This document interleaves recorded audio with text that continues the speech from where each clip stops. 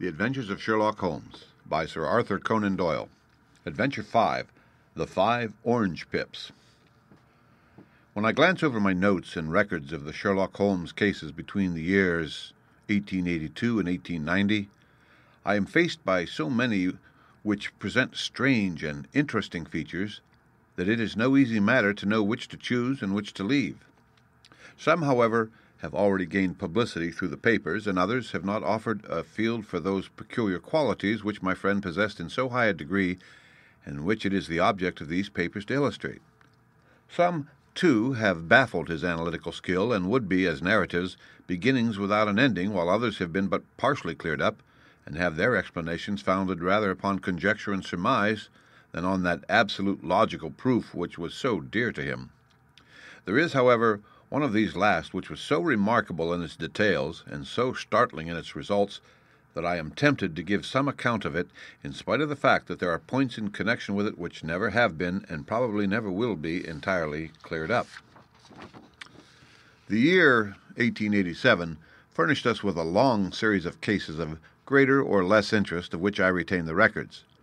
Among my headings under this 12 months, I find an account of the adventure of the Paradol chamber of the Amateur Mendicant Society, who held a luxurious club in the lower vault of a furniture warehouse, of the facts connected with the loss of the British bark, the Sophie Anderson, of the singular adventures of the Grice Pattersons in the island of Uffa, and finally of the Camberwell poisoning case. In the latter, as may be remembered, Sherlock Holmes was able, by winding up the dead man's watch, to prove that it had been wound up 2 hours before, and that therefore the deceased had gone to bed within that time, a deduction which is of the greatest importance in clearing up the case. All these I may sketch out at some future date, but none of them present such singular features as the strange train of circumstances which I have now taken up my pen to describe. It was in the latter days of September, and the equinoctial gales had set in with exceptional violence. All day the wind had screamed and the rain had beaten against the windows, so that, even here in the heart of great handmade London, we were forced to raise our minds for the instant from the routine of life and to recognize the presence of those great elemental forces which shriek at mankind through the bars of his civilization like untamed beasts in a cage. As evening drew in, the storm grew higher and louder, and the wind cried and sobbed like a child in the chimney. Sherlock Holmes sat moodily at one side of the fireplace, cross-indexing his records of crime, while I, at the other, was deep in one of Clark Russell's fine sea stories until the howl of the gale from without seemed to blend with the text and the splash of the rain to lengthen out into the long swash of the sea waves. My wife was on a visit to her mother's, and for a few days I was a dweller once more in my old quarters at Baker Street. "Why," said I, glancing up at my companion, "that was surely the bell. Who could come tonight? Some friend of yours, perhaps?" "Except yourself, I have none," he answered. "I do not encourage visitors." "A client, then?" "If so, it is a serious case. Nothing less would bring a man out on such a day and at such an hour. But I take it that it is more likely to be some crony of the landlady's." Sherlock Holmes was wrong in his conjecture, however, for there came a step in the passage and a tapping at the door. He stretched out his long arm to turn the lamp away from himself and towards the vacant chair upon which a newcomer must sit. "Come in," said he. The man who entered was young, some 22 at the outside, well-groomed and trimly clad, with something of refinement and delicacy in his bearing. The streaming umbrella which he held in his hand and his long, shining waterproof told of the fierce weather with which he had come. He looked about him anxiously in the glare of the lamp, and I could see that his face was pale and his eyes heavy, like those of a man who is weighed down with some great anxiety. "I owe you an apology," he said, raising his golden pince-nez to his eyes. "I trust that I am not intruding. I fear that I have brought some traces of the storm and rain into your snug chamber." "Give me your coat and umbrella," said Holmes. "They may rest here on the hook and will be dry presently. You have come up from the southwest, I see." "Yes, from Horsham. That clay and chalk mixture which I see upon your toe-caps is quite distinctive." "I have come for advice." "That is easily got." "And help." "That is not always so easy." "I have heard of you, Mr. Holmes. I heard from Major Prendergast how you saved him in the Tankerville Club scandal. Ah, of course. He was wrongfully accused of cheating at cards. He said that you could solve anything. He said too much. That you are never beaten. I have been beaten 4 times, 3 times by men, and once by a woman. But what is that compared with the number of your successes? It is true that I have been generally successful. Then you may be so with me. I beg that you will draw your chair up to the fire and favor me with some details as to your case. It is no ordinary one. None of those which come to me are. I am the last court of appeal. And yet I question, sir, whether in all your experience you have ever listened to a more mysterious and inexplicable chain of events than those which have happened in my own family. You fill me with interest, said Holmes. Pray, give us the essential facts from the commencement, and I can afterwards question you as to those details which seem to me to be most important. The young man pulled his chair up and pushed his wet feet out towards the blaze. My name, said he, is John Openshaw, but my own affairs have, as far as I can understand, little to do with this awful business. It is a hereditary matter, so in order to give you an idea of the facts, I must go back to the commencement of the affair. You must know that my grandfather had 2 sons, my uncle Elias and my father Joseph. My father had a small factory at Coventry, which he enlarged at the time of the invention of bicycling. He was a patentee of the Openshaw unbreakable tire, and his business met with such success that he was able to sell it and to retire upon a handsome competence. My uncle Elias emigrated to America, where he was a young man and became a planter in Florida, where he was reported to have done very well.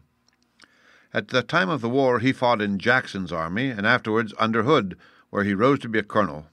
When Lee laid down his arms, my uncle returned to his plantation, where he remained for 3 or 4 years. About 1869 or 1870 he came back to Europe and took a small estate in Sussex near Horsham. He had made a very considerable fortune in the States, and his reason for leaving them was his aversion to the Negroes and his dislike of the Republican policy in extending the franchise to them. He was a singular man, fierce and quick-tempered, very foul-mouthed when he was angry, and of a most retiring disposition. During all the years that he lived at Horsham, I doubt if he ever set foot in the town. He had a garden and 2 or 3 fields round his house, and there he would take his exercise, though very often for weeks on end he would never leave his room. He drank a great deal of brandy and smoked very heavily, but he would see no society and did not want any friends, not even his own brother. He didn't mind me. In fact, he took a fancy to me, for at the time when he saw me first I was a youngster of 12 or so. This would be in the year 1878, after he had been 8 or 9 years in England. He begged my father to let me live with him, and he was very kind to me in his way. When he was sober, he used to be fond of playing backgammon and draughts with me, and he would make me his representative both with the servants and with the tradespeople, so that by the time that I was 16, I was quite master of the house. I kept all the keys and could go where I liked and do what I liked, so long as I did not disturb him in his privacy. There was one singular exception, however, for he had a single room, a lumber room up among the attics, which was invariably locked, and which he would never permit either me or anyone else to enter. With a boy's curiosity I have peeped through the keyhole, but I was never able to see more than a collection of old trunks and bundles as would be expected in such a room. One day, it was in March 1883, a letter with a foreign stamp lay upon the table in front of the colonel's plate. It was not a common thing for him to receive letters, for his bills were all paid in ready money, and he had no friends of any sort. "From India," said he as he took it up. "Upon this shabby postmark, what can this be?"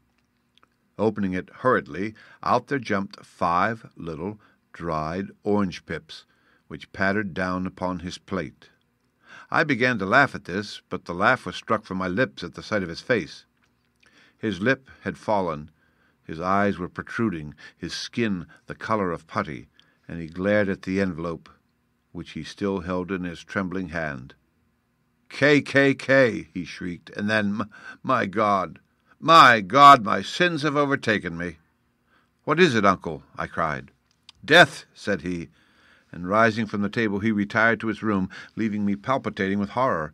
I took up the envelope and saw scrawled in red ink upon the inner flap just above the gum, the letter K 3 times repeated. There was nothing else save the 5 dried pips. What could be the reason of his overpowering terror? I left the breakfast table, and as I ascended the stair I met him coming down with an old rusty key which must have belonged to the attic in one hand and a small brass box like a cash box in the other. "They may do what they like, but I'll checkmate them still," said he, with an oath. "Tell Mary that I shall want a fire in my room today, and send down to Fordham the Horsham lawyer." I did as he ordered, and when the lawyer arrived I was asked to step up to the room. The fire was burning brightly, and in the grate there was a mass of black, fluffy ashes as of burned paper, while the brass box stood open and empty beside it. As I glanced at the box, I noticed, with a start, that upon the lid was printed the treble K which I had read in the morning upon the envelope. "I wish you, John," said my uncle, "to witness my will.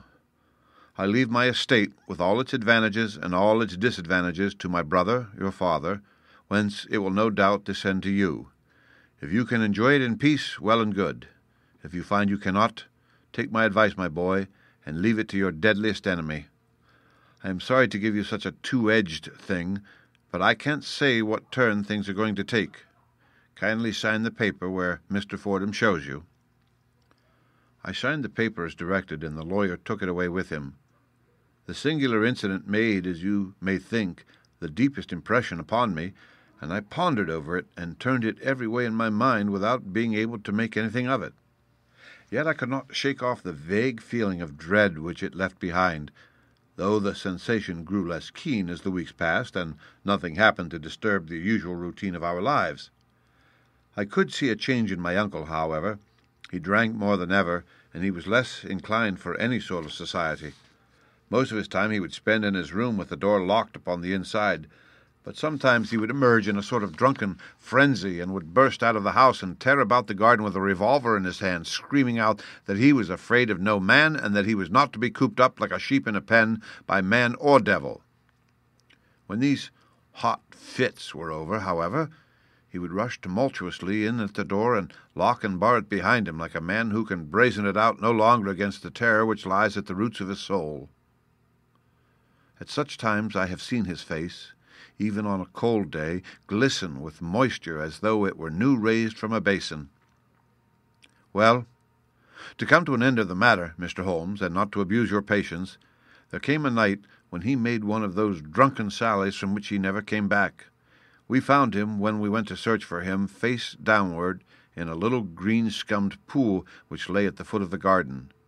There was no sign of any violence, and the water was but 2 feet deep, so that the jury, having regard to his known eccentricity, brought in a verdict of suicide.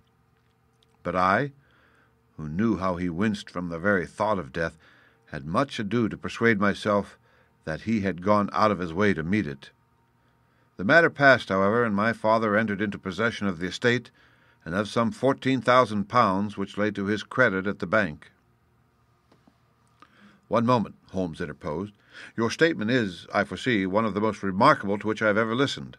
Let me have the date of the reception by your uncle of the letter and the date of his supposed suicide." "The letter arrived on March 10th, 1883. His death was 7 weeks later, upon the night of May 2nd. "Thank you. Pray, proceed." "When my father took over the Horsham property, he, at my request, made a careful examination of the attic, which had been always locked up.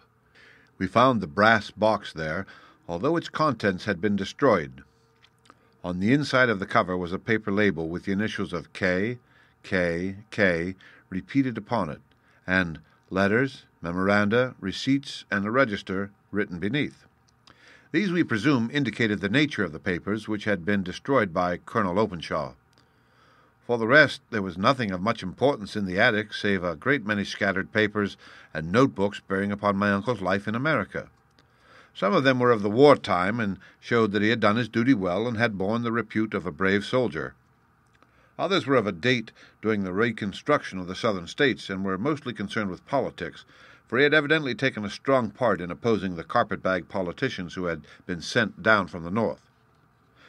Well, it was the beginning of 1884 when my father came to live at Horsham, and all went as well as possible with us until January of '85. On the 4th day after the New Year, I heard my father give a sharp cry of surprise as we sat together at the breakfast table. There he was, sitting with a newly opened envelope in one hand and 5 dried orange pips in the outstretched palm of the other hand. He had always laughed at what he called my cock and bull story about the colonel, but he looked very scared and puzzled now that the same thing had come upon himself. "Why, what on earth does this mean, John?" he stammered. My heart had turned to lead. "It is K, K, K," said I. He looked inside the envelope. "So it is," he cried. "Here are the very letters. But what is this written above them?" "Put the papers on the sundial," I read, peeping over his shoulders. "What papers?" "What sundial?" he asked. "The sundial in the garden. There is no other," said I. "But the papers must be those that are destroyed." "Pooh," said he, gripping hard at his courage. "We are in a civilized land here, and we can't have tomfoolery of this kind. Where does the thing come from?" "From Dundee," I answered, glancing at the postmark. "Some preposterous practical joke," said he. "What have I to do with sundials and papers? I shall take no notice of such nonsense." "I should certainly speak to the police," I said. And be laughed at for my pains? Nothing of the sort." "Then let me do so?" "No, I forbid you. I won't have a fuss made about such nonsense." It was in vain to argue with him, for he was a very obstinate man. I went about, however, with a heart which was full of forebodings. On the 3rd day after the coming of the letter, my father went from home to visit an old friend of his, Major Freebody, who is in command of one of the forts upon Portsdown Hill. I was glad that he should go, for it seemed to me that he was farther from danger when he was away from home. In that, however, I was in error. Upon the 2nd day of his absence, I received a telegram from the Major imploring me to come at once. My father had fallen over one of the deep chalk pits which abound in the neighborhood, and was lying senseless with a shattered skull. I hurried to him, but he passed away without having ever regained his consciousness. He had, as it appears, been returning from Fareham in the twilight, and as the country was unknown to him and the chalk pit unfenced, the jury had no hesitation in bringing in a verdict of death from accidental causes. Carefully as I examined every fact connected with his death, I was unable to find anything which could suggest the idea of murder. There were no signs of violence, no footmarks, no robbery, no record of strangers having been seen upon the roads. And yet, I need not tell you that my mind was far from at ease, and that I was well nigh certain that some foul plot had been woven around him. In this sinister way I came into my inheritance. You'll ask me why I did not dispose of it. I answer, because I was well convinced that our troubles were in some way dependent upon an incident in my uncle's life, and that the danger would be as pressing in one house as in another. It was in January 1885 that my poor father met his end, and 2 years and 8 months have elapsed since then. During that time I have lived happily at Horsham, and I had begun to hope that this curse had passed away from the family, and that it had ended with the last generation. I had begun to take comfort too soon, however. Yesterday morning that blow fell in the very shape in which it had come upon my father. The young man took from his waistcoat a crumpled envelope, and turning to the table, he shook out upon it 5 little dried orange pips. "This is the envelope," he continued. "The postmark is London, Eastern Division. Within are the very words which were upon my father's last message. K, K, K, and then put the papers on the sundial." "What have you done?" asked Holmes. "Nothing." "Nothing?" To tell the truth," he sank his chin into his thin white hands, "I have felt helpless. I have felt like one of those poor rabbits when the snake is writhing towards it. I seem to be in the grasp of some resistless, inexorable evil which no foresight and no precautions can guard against." "Tut, tut," cried Sherlock Holmes. "You must act, man, or you are lost. Nothing but energy can save you. This is no time for despair." "I have seen the police." "Ah, but they listen to my story with a smile.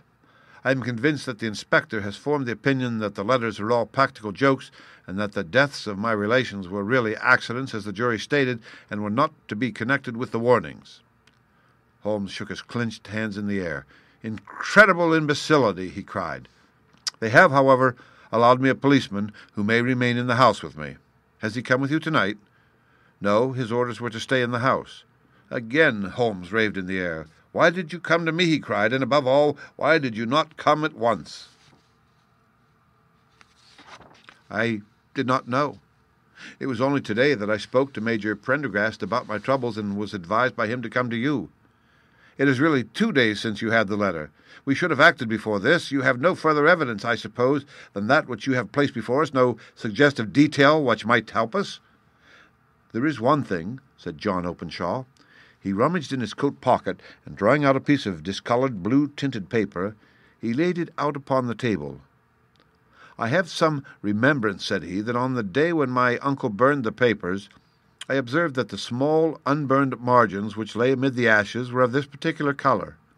I found this single sheet upon the floor of his room, and I am inclined to think that it may be one of the papers which has, perhaps, fluttered out from among the others, and in that way has escaped destruction. Beyond the mention of Pip's, I do not see that it helps us much. I think myself that it is a page from some private diary. The writing is undoubtedly my uncle's." Holmes moved the lamp, and we both bent over the sheet of paper, which showed by its ragged edge that it had indeed been torn from a book. It was headed March 1869, and beneath were the following enigmatical notices: 4th, Hudson came, same old platform. 7th, set the Pips on Macaulay, Patamore, and John Swain of St. Augustine. 9th, Macaulay cleared. 10th, John Swain cleared. 12th, visited Patamore, all well. "Thank you," said Holmes, folding up the paper and returning it to our visitor. "And now you must on no account lose another instant. We cannot spare time even to discuss what you have told me. You must get home instantly and act." "What shall I do?" "There is but one thing to do. It must be done at once. You must put this piece of paper which you have shown us into the brass box which you have described. You must also put in a note to say that all the other papers were burned by your uncle, and that this is the only one which remains. You must assert that in such words as will carry conviction with them. Having done this, you must at once put the box out upon the sundial as directed. Do you understand?" "Entirely. Do not think of revenge or anything of the sort at present. I think that we may gain that by means of the law. But we have our web to weave, while theirs is already woven. The first consideration is to remove the pressing danger which threatens you. The second is to clear up the mystery and to punish the guilty parties." "I thank you," said the young man, rising and pulling on his overcoat. "You have given me fresh life and hope. I shall certainly do as you advise. Do not lose an instant, and above all, take care of yourself in the meanwhile, for I do not think that there can be any doubt that you are threatened by a very real and imminent danger. How do you go back?" "It is not yet 9.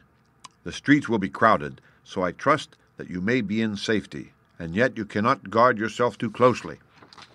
"I am armed." "That is well. Tomorrow I shall set to work upon your case." "I shall see you at Horsham, then." "No, your secret lies in London. It is there that I shall seek it." "Then I shall call upon you in a day or in 2 days with news as to the box and the papers. I shall take your advice in every particular." He shook hands with us and took his leave. Outside the wind still screamed and the rain splashed and pattered against the windows. This strange, wild story seemed to have come to us from amid the mad elements, blown in upon us like a sheet of seaweed in a gale, and now to have been reabsorbed by them once more. Sherlock Holmes sat for some time in silence, with his head sunk forward and his eyes bent upon the red glow of the fire. Then he lit his pipe, and leaning back in his chair, he watched the blue smoke rings as they chased each other up to the ceiling. "I think, Watson," he remarked at last, "that of all our cases we have had none more fantastic than this. Save perhaps the sign of 4? Well, yes, perhaps save that one. And yet this John Openshaw seems to me to be walking amid even greater perils than did this Sholtos. But have you," I asked, "formed any definite conception as to what these perils are?" "There can be no question as to their nature," he answered. "Then what are they? Who is this K, and why does he pursue this unhappy family?" Sherlock Holmes closed his eyes and placed his elbows upon the arms of his chair with his fingertips together. The ideal reasoner, he remarked, would, when he had once been shown a single fact in all its bearings, deduce from it not only all the chain of events which led up to it, but also all the results which would follow from it. As Cuvier could correctly describe a whole animal by the contemplation of a single bone, so the observer who has thoroughly understood one link in a series of incidents should be able to accurately state all the other ones, both before and after. We have not yet grasped the results which the reason alone can attain to. Problems may be solved in the study which have baffled all those who have sought a solution by the aid of their senses.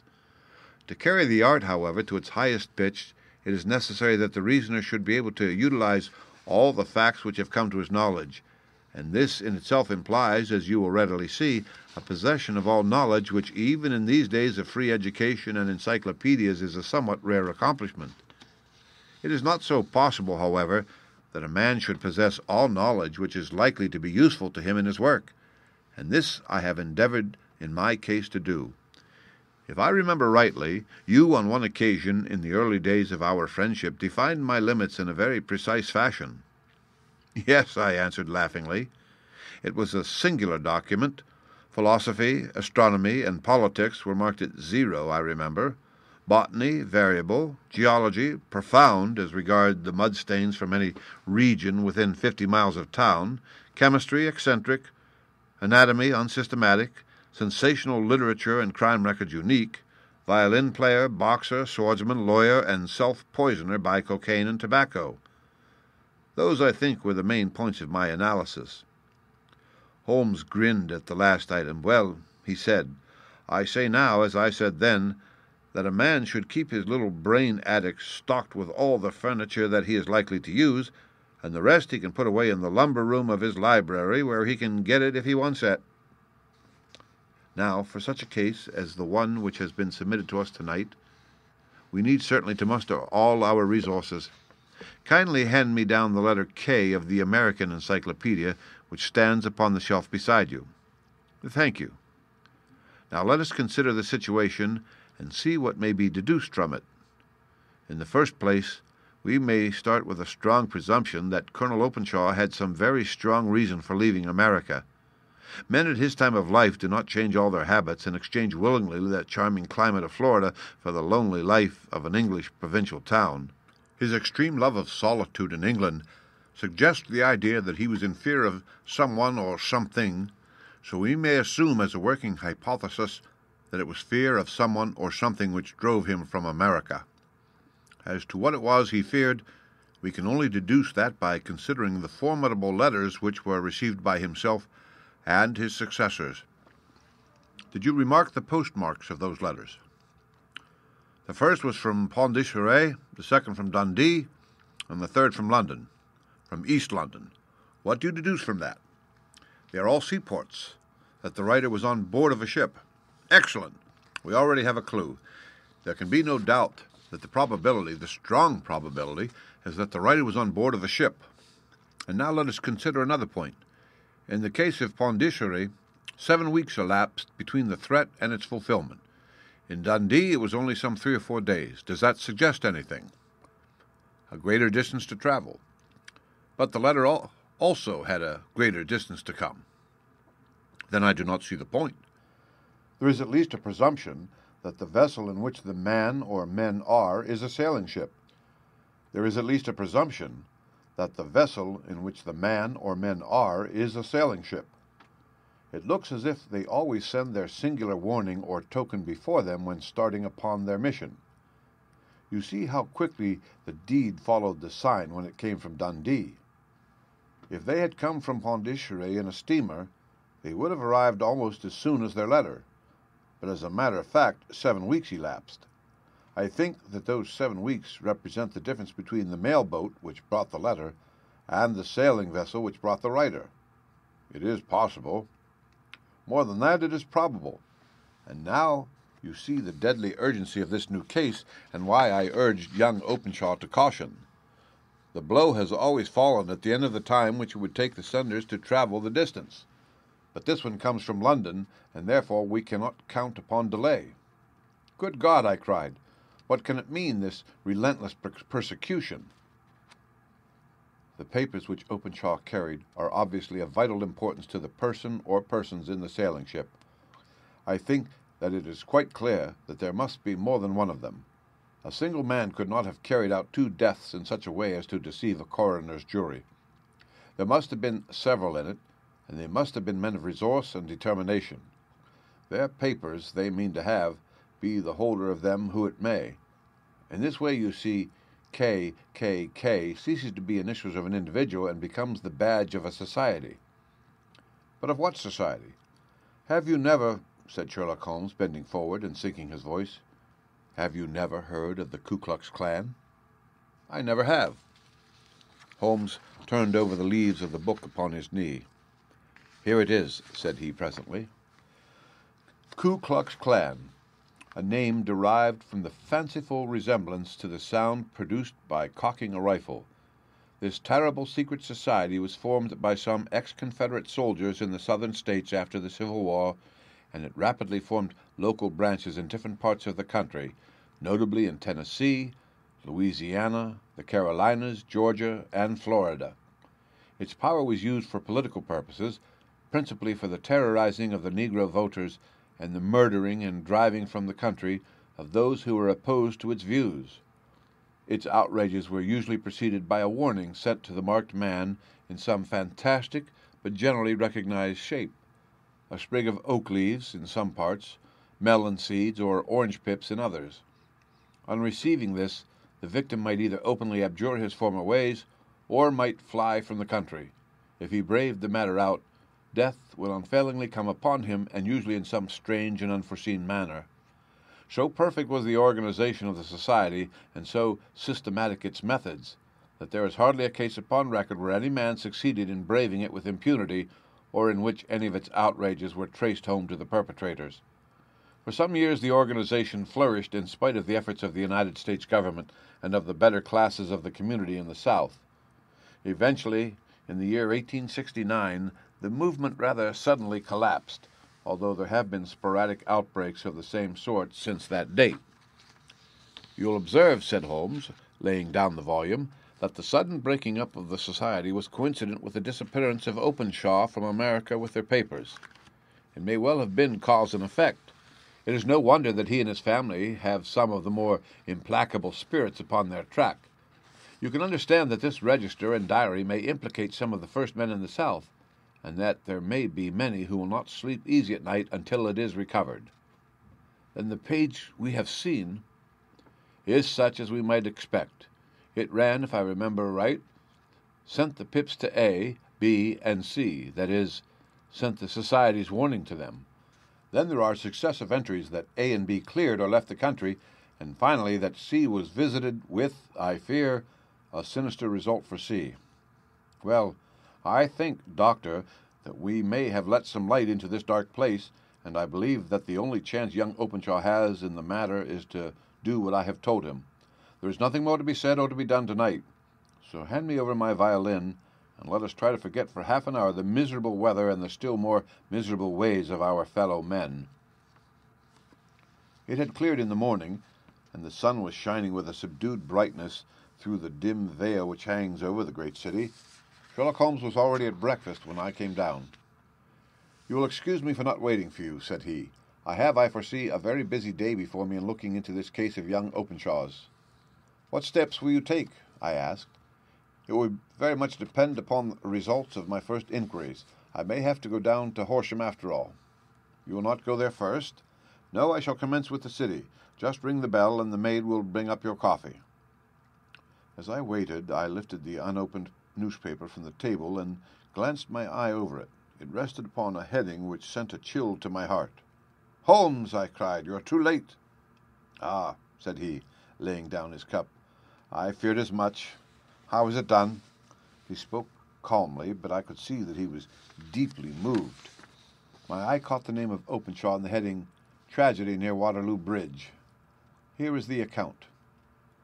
"Between 9 and 10 last night, Police Constable Cook of the H Division, on duty near Waterloo Bridge, heard a cry for help and a splash in the water. The night, however, was extremely dark and stormy, so that in spite of the help of several passers-by, it was quite impossible to effect a rescue. The alarm, however, was given, and, by the aid of the water police, the body was eventually recovered. It proved to be that of a young gentleman whose name, as it appears from an envelope which was found in his pocket, was John Openshaw, and whose residence is near Horsham. It is conjectured that he may have been hurrying down to catch the last train from Waterloo Station, and that in his haste and the extreme darkness he missed his path and walked over the edge of one of the small landing places for river steamboats. The body exhibited no traces of violence, and there can be no doubt that the deceased had been the victim of an unfortunate accident which should have the effect of calling the attention of the authorities to the condition of the riverside landing stages. We sat in silence for some minutes, Holmes more depressed and shaken than I had ever seen him. "That hurts my pride, Watson," he said at last. "It is a petty feeling, no doubt, but it hurts my pride. It becomes a personal matter with me now, and if God sends me health, I shall set my hand upon this gang. That he should come to me for help, and that I should send him away to his death." He sprang from his chair and paced about the room in uncontrollable agitation, with a flush upon his sallow cheeks and a nervous clasping and unclasping of his long, thin hands. "They must be cunning devils," he exclaimed at last. "How could they have decoyed him down there?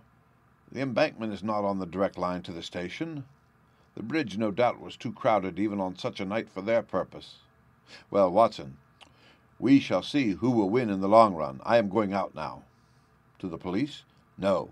I shall be my own police. When I have spun the web they may take the flies, but not before."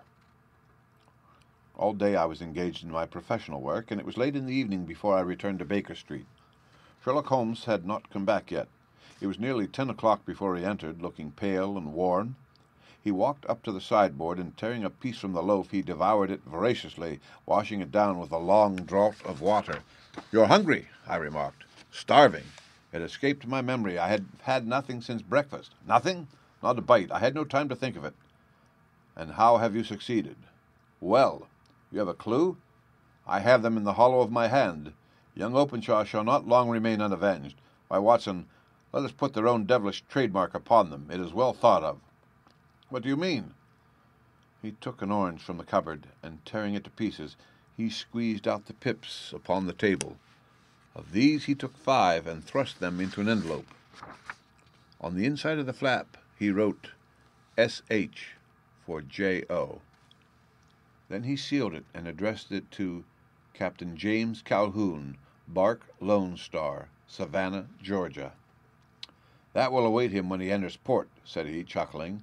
"It may give him a sleepless night. He will find it as sure a precursor of his fate as Openshaw did before him." "And who is this Captain Calhoun?" "The leader of the gang. I shall have the others, but he first."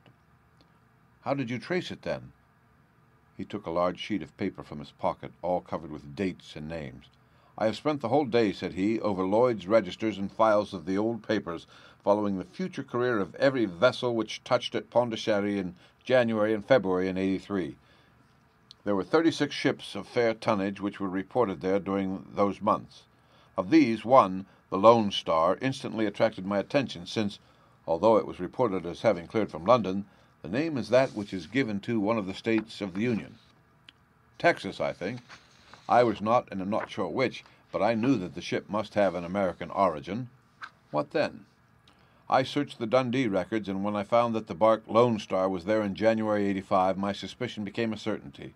I then inquired as to the vessels which lay at present in the port of London." "Yes?"